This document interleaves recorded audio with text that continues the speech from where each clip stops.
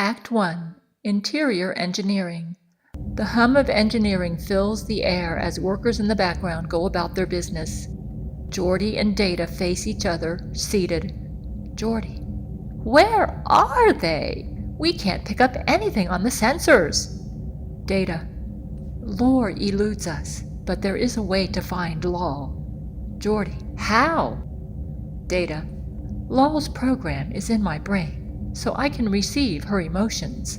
I just have to run the program for her emotions. Geordie: Oh no, Data. You won't do that. Data: But I can locate her when I run her emotions, because her emotions are strong.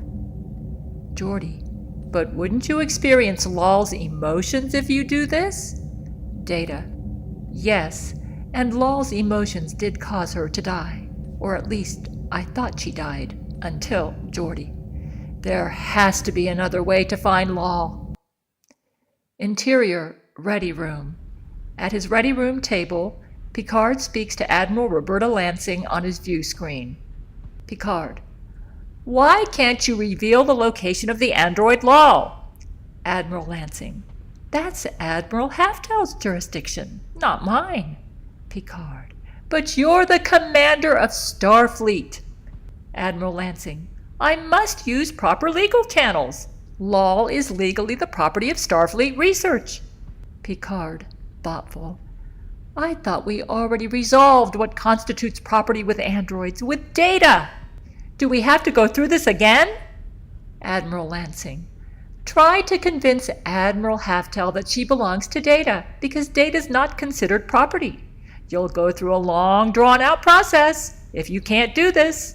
Maybe if you were more cooperative with Haftel, he'd be open to your concept that Law is not property. Picard: I've tried cooperation with Admiral Haftel. He was not reasonable during our last conversation together. Please find a way to return Law to Data before it's too late. Admiral Lansing: According to the law, she's property. If we could change the legal definition of property for androids, but this may require us to take Law, Data, Lore, and Admiral Haftel to court. Picard: That takes time. Do you think Lore would even agree to come to court? Come on, Admiral Lansing, order Haftel to turn Law over to Data. Admiral Lansing: The law is the law. If we could change the laws, then Starfleet Research would have less power in this matter. They must all come to court. Picard: That would take time and cooperation. And time and cooperation are not what Data and Law have. The view screen flicks off. Picard stares at it in frustration. Exterior space, the Enterprise, optical.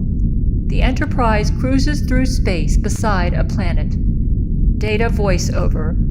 Second Officer Science Log, Stardate 47929.3. My daughter Law is legally the property of Starfleet Research. Interior main bridge. Data at Ops. Picard, Riker, and Troy seated. Worf stands at tactical. Data voiceover.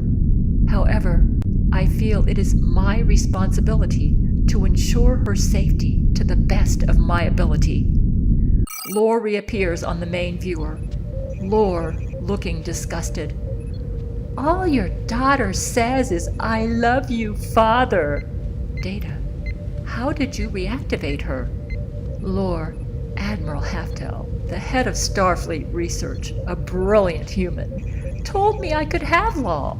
I promised to help him make her fully functional. He has Dr. Soong's research on androids. Riker: Admiral Haftel contacted you? Lore: Why not? Data: How does Law feel about this? Lore: All she says is, I love you, Father. I want you to help me create a chip for her, like the one Dr. Soong inserted in me. Data: How do you know it will work for Law? It did not work for you. Lore paces back and forth, wringing his hands. Lore: What do you mean it didn't work for me? I'm fine, brother. Troy observes Lore with interest. Picard: Lore, Data and I need to discuss this. We'll contact you later. Lore: What's there to discuss? Picard. Plenty. Lore. Captain Picard, I insist you beam data to me. Picard ignores him. Lore. Either you beam data over, or he won't be happy with what will happen to his daughter. Data. You will destroy her? Lore. You said it, not me. Data. Now? Lore. If you don't believe me, then don't come. Data, looking at Picard for approval. Perhaps I should go, sir. Picard pauses. I think you'll be sorry, but go ahead. Worf, you handle the transporter room. Data and Worf leap out of their chairs to the turbo lift. Interior sparse room. Data materializes into a silver-white room.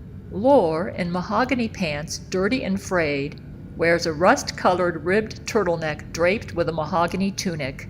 Data. Where is Lal? A high-energy beam emits from a small hole in a wall into Data's brain. The beam's strength swishes Data to the floor. He lands on his rear. After a brief disorientation, his facial expression shows confusion. Data, you did something with the programming I received from Lal. Rising to his feet, Data dusts himself off. Lore walks to the wall. A 10-centimeter square space of wall around the hole dematerializes, disclosing a compartment. From this, Lore removes a gold scanner with a red button. Lore, with determination. It's real simple. Either you do as I say, or Lal's programming disappears from your brain. Lore puts the gold scanner back into the compartment. The wall rematerializes over it, exposing the hole. Data, where is Lal? Lore points to the only doors in the room. Data walks to them and they whoosh open. Data enters. The doors swish together behind him. He tries to open the doors. Data is imprisoned. Data keys insignia. Data to Enterprise. No reply. He keys insignia again. No reply. He walks about the room inspecting it. All he sees are bare walls and a floor, all silver white. Interior ready room. Picard, seated at his desk in contemplation, hears a chirp from the ready room doorbell that interrupts his thoughts. Picard, enter. The doors open. Troi enters with a disturbed expression. The doors close as she walks toward Picard. Troi, Captain, I'm concerned about Data. Picard, with interest, yes? Troi, Lore is unstable, even more so than before. Picard, how is that? Troi, Lore is behaving as a child who experiences emotions far ahead of its level of physical development. He appears to be experiencing intense frustration. Picard, keys insignia. Picard to Data, do you read me? No reply, keys insignia again. Picard, Picard to Commander Data, do you read me? No reply, but a chirp comes from the ready room bell. Picard, come in. The doors open. Riker barges in. The doors close behind him. Riker, Captain, there's a force field surrounding the buildings where Data beamed over. Picard, what? Riker, it seems Lore had Data in quarters with a force field that won't allow our communicators to function. The field also resists sensor sweeps, so we can't find Data's coordinates. Picard, where's Lal? Riker, we don't know. We don't think she's with Data. Picard, find a way to bring Data back at once. Riker exits. Exterior space, the Enterprise, optical. The Enterprise sits stationary in space. From the Enterprise, a beam shoots onto the planet and on the force field surrounding the buildings where Data is imprisoned. The building are some of Starfleet researches, towering and expansive. The force field continues to hold. Interior, main bridge. Riker, Worf, and Troi are in the same positions. Riker, use a stronger beam. Worf, I would not advise it, sir. Stronger than this, and the beam may melt all the buildings and Data. Riker, try it for 8/10,000ths of a second.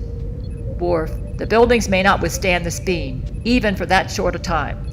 Riker, can you think of any other way to break the force field? Worf, no, sir. Riker scowls. Do it. Exterior space, the Enterprise optical.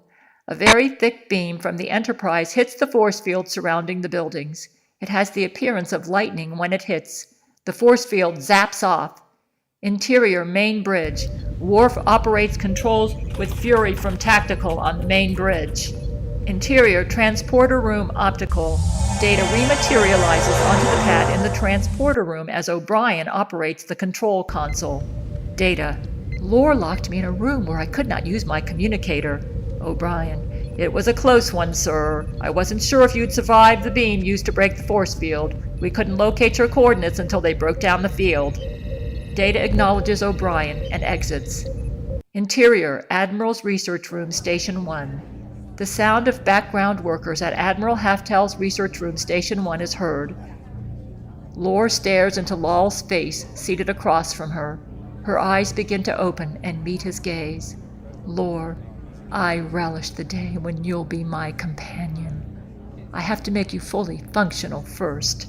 Lol, I want my father for companionship. Lore, Data thought you died, remember?